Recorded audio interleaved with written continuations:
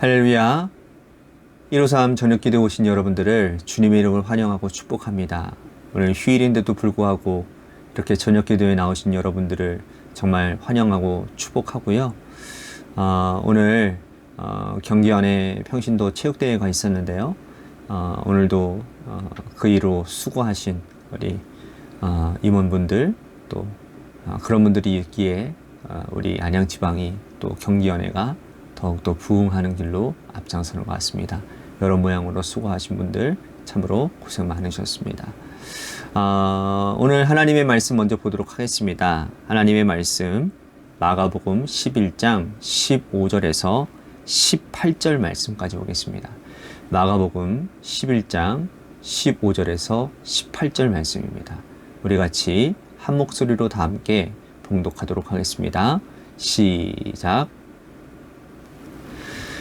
그들이 예루살렘에 들어가니라. 예수께서 성전에 들어가사 성전 안에서 매매하는 자들을 내쫓으시며 돈 바꾸는 자들의 상과 비둘기 파는 자들의 의자를 둘러 엎으시며 아무나 물건을 가지고 성전 안으로 지나다님을 허락하지 아니하시고 이에 가르쳐 이르시되 기록된 바 내 집은 만민이 기도하는 집이라 칭함을 받으리라고 하지 아니하였느냐. 너희는 강도의 소굴을 만들었도다 하시매 대제사장들과 서기관들이 듣고 예수를 어떻게 죽일까 하고 꾀하니 이는 무리가 다 그의 교훈을 놀랍게 여김으로 그를 두려워함이로라. 아멘. 독일의 철학가인 헤겔이라는 사람이 있습니다. 이 사람은 역사의 발전을 변증법적인 지향의 과정이라고 말을 했습니다. 어려운 말이죠. 예를 들면 이런 거예요.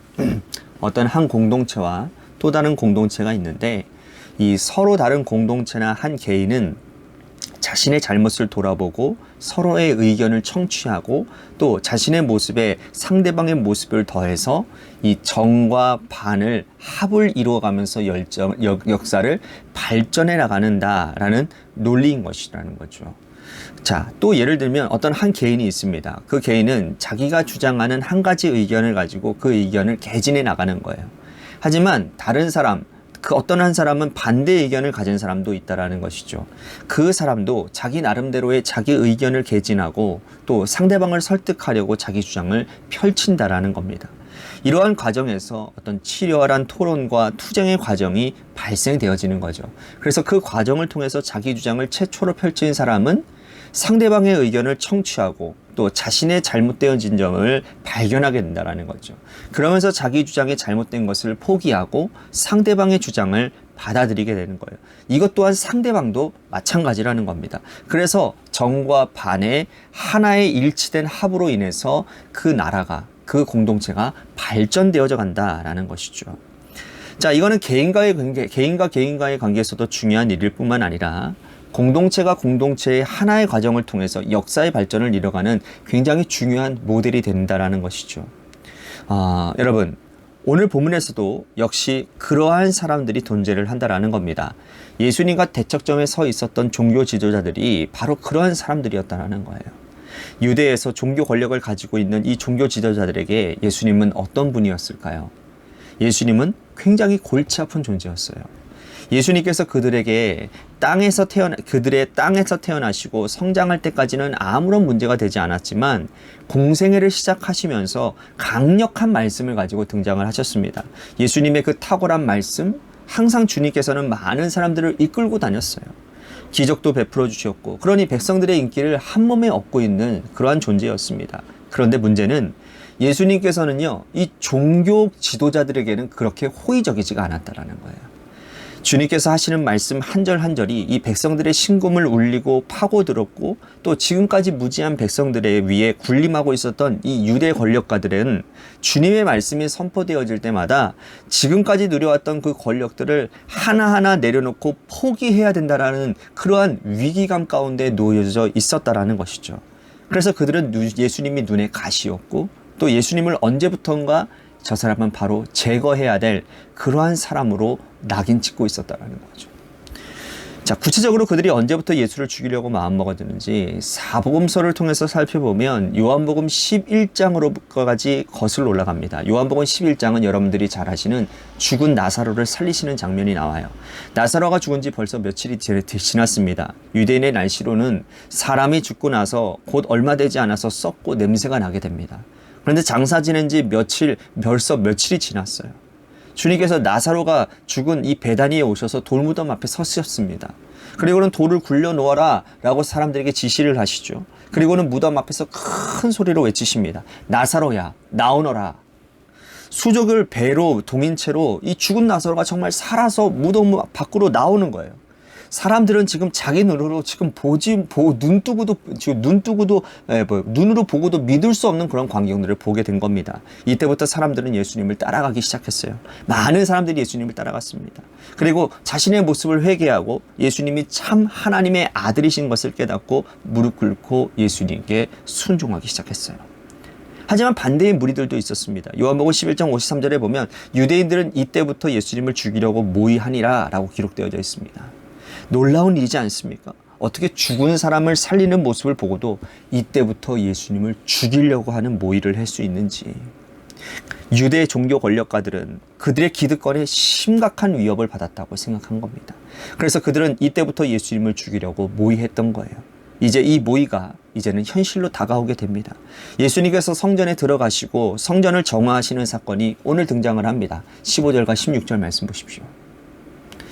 그들이 예루살렘에 들어가니라. 예수께서 성전에 들어가사 성전 안에서 매매하는 자들을 내쫓으시며 돈 바꾸는 자들의 상과 비둘기 파는 자들의 의자를 둘러 엎으시며 아무나 물건을 가지고 성전 안으로 지나다님을 허락하지 아니하시고. 유대 종교 권력가들은 헤롯에게 많은 물질을 주고 자신이 누리고 있는 종교 권력을 산 사람들입니다. 원래 유대 종교 지도자들은 그런 사람들이 아니었어요.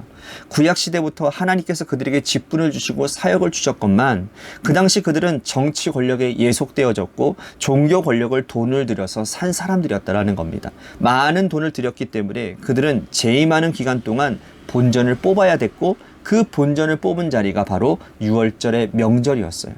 유대인의 명절이었어요. 특별히 유월절은 수많은 사람들이 모여드는 날이기 때문에 그들은 유월절을 통해서 명절 특수를 누리고 있었다는 거죠. 그래서 돈 바꾸는 사람들은 짐승을 파는 자들에게는 자릿세를 받는 거예요. 성전에서 가까이면 가까이일수록 그 자릿세를 더 많이 받아갑니다. 급기야 성전 안에까지 소나 양이나 비둘기나 짐승을 파는 사람들의 자릿세를 받고 그 자리를 내어주는 일을 했다라는 거예요. 그리고 돈 바꾸는 사람들에게는 전을 펼칠 수 있도록 세금을 걷어냈다는 겁니다. 예수님은 성전에 들어오셔서 매매하는 자들, 돈 바꾸는 자들의 상을 들러 엎으시고 그들을 다 내쫓으셨어요. 그리고 주님은 물건을 가지고 성전 안을 돌아다니게도 못하게 하셨습니다. 그리고 주께서 성전의 본질이 그런 곳이 아님임을, 성전은 기도하는 곳이심을 말씀하고 있습니다. 17절 말씀 보십시오. 이에 가르쳐 이르시되 기록된 바 내 집은 만민이 기도하는 집이라 칭함을 받으리라 하시 아니하느냐. 너희는 강도의 소굴을 만들었도다 하시매. 주님께서 진리의 말씀, 성전은 바로 이러해야 함을 가르쳐 말씀하시는 거예요. 유대 종교 지도자들의 입장에서 예수님은 자신에게 반대하는 사람입니다. 예수님의 입장에서 이 유대 종교 지도자들은 예수님께 반대하는 자들이었어요. 유대 종교 지도자들이 정말 제대로 된 인생을 살기를 원했다면, 그들이 하나님 자녀답게 제대로 회개하고 성장하기를 원했다면 그들을 자신을 반대했던 예수를 수용하고 받아들여야만 했다는 거죠. 그것이 그들이 사는 길이었어요. 그런데 그들은 예수님을 수용하지 않죠. 18절 말씀 보십시오. 대제사장들과 서기관들이 듣고 예수를 어떻게 죽일까 하고 꾀하니 이는 무리가 다 그의 교훈을 놀랍게 여기고 그를 두려워함이로라. 예수를 죽이는 것은 기정사실이고 예수를 죽이는 방법을 모의했다라는 겁니다. 이들은 예수를 제거하려고 했어요. 자신이 옳다고 여겼고 그들의 기득권을 수호하기 위해서 그들에게 반대했던 예수를 제거함으로 그들이 누리는 그 권력을 곤고히 하려고 결심하고 있다는 겁니다. 이렇게 해서는 그들에게는 구원이 일어나지 않습니다. 이런 식으로는 그들의 믿음의 성장, 신앙의 성장은 결코 일어나지 않습니다. 교회 공동체 안에서도요, 우리는 이러한 일들이 수없이 많이 경험되어지고 있다는 것을 압니다. 나만 옳다고 주장하는 사람들이 많아요. 사람은 결코 완벽하거나 완전하지 못합니다. 내가 잘하는 것이 있으면 못하는 것이 있고, 내가 모자라는 것을 상대방이 잘하는 것으로 채워가는 것이 바로 공동체라는 거예요. 가정에서도 마찬가지입니다. 왜 하나님께서 남편을 허락하시고 아내를 허락하시고 가정공동체를 허락하셨을까요? 우리 모두는 다 완전한 존재가 아니기 때문인 것입니다. 나만 옳다고 생각하는 사람들, 그런 사람들이 힘있고 권력이 있으면 상대방을 제거해 나갑니다. 나만 옳다고 생각하는 사람들, 힘이 없고 권력이 없으면 피해버립니다. 그렇게 해서는 결코 성장이 일어나지 않는다라는 거예요. 오늘 여기 유대 종교 지도자들, 그들에게는 힘이 있었고 권력이 있었기 때문에 자신에게 해롭게 여기는 사람들, 그런 사람들, 바로 예수 그리스도를 제거했던 미련하고 어리석었던 사람이 되고 말았습니다. 오늘 우리는 예수님의 말씀을 어떻게 받아들이고 있습니까?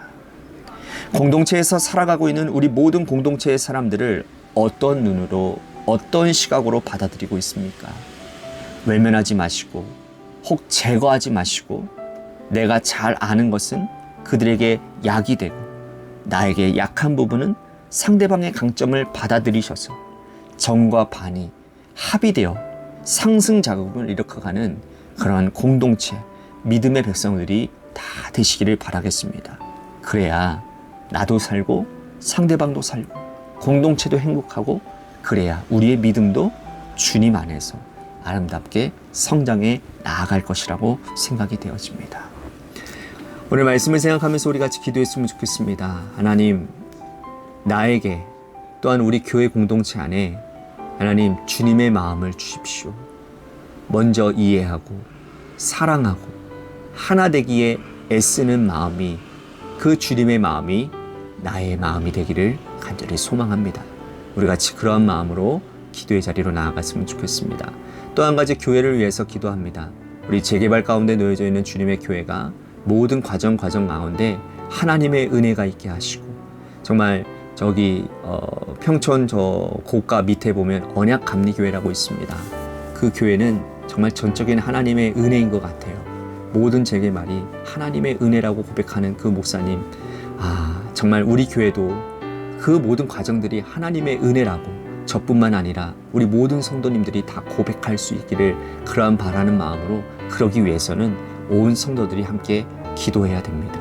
우리 같이 재개발에 놓여져 있는 우리 관악교회를 위해서 기도했으면 좋겠습니다. 또한 육신의 질병으로 고통당하는 많은 성도님들 계십니다. 그분들을 위해서 여러분들 기도해 주시고, 또한 우리 고3 수험생과 시험을 준비하고 있는 청년을 위해서 기도하기를 원합니다. 마지막으로 여러분들의 삶의 자리와 여러분들의 자녀들을 위해서 기도하시다가 시간 돌아가시기를 바랍니다. 노래 끝날 때까지 함께 기도하며 나아가도록 하겠습니다. 기도하시겠습니다.